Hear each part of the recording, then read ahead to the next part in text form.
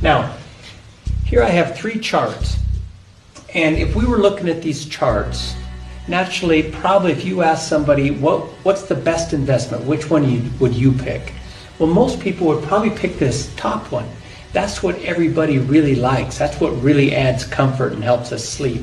But in this first chart, notice when we first start, they're $20 a share, for example. And therefore, if we're investing $240, we get to buy 12 shares. And then it goes up to 30. Notice when they cost $30 a piece, we only get to buy 8. So maybe it stays there for a little longer, we get to buy 8 again, and then it goes up to 40. Well, at $40 a piece, and we're investing $240, we only get to buy 6. So maybe it stays there a little bit, and then it goes up to 48, we only get to buy 5 now.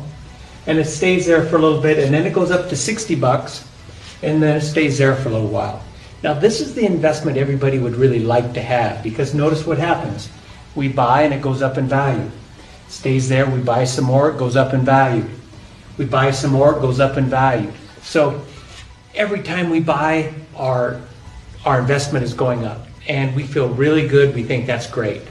Well, notice if we add up all the shares that we would own after this period of time, there would be 62 shares, and they'd be worth $60 a piece. And that would be a total of $3,720 in our investment. Here at $20 a share, we get to buy 12, and then it goes up to 30, so we feel pretty good at right now, and we only get to buy 8, and then it goes up to 40, we only get to buy 6 now, the market starts crashing. So here we go back down to only $20, right back to where we started. And then it gets even worse.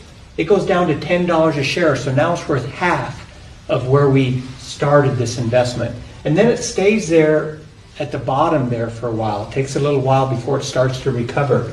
And then it finally gets back up to $20 a share, and then it finishes at $30 a share. Okay.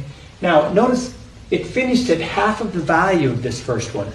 But notice because it was at a low point for a while, and that gave us an opportunity really to buy the market when it was on sale, you got to buy more shares during that period of time. So if we add up these shares here, there's 142 shares, and they're only worth $30 a piece, but notice it's actually a better investment than this one that just goes up every time we buy. Okay. So sometimes it's really difficult to tell over a long period of time which is the best investment just by looking at a chart. If we would have been an investor that was just investing every single month. Okay, so this is the concept of dollar cost average.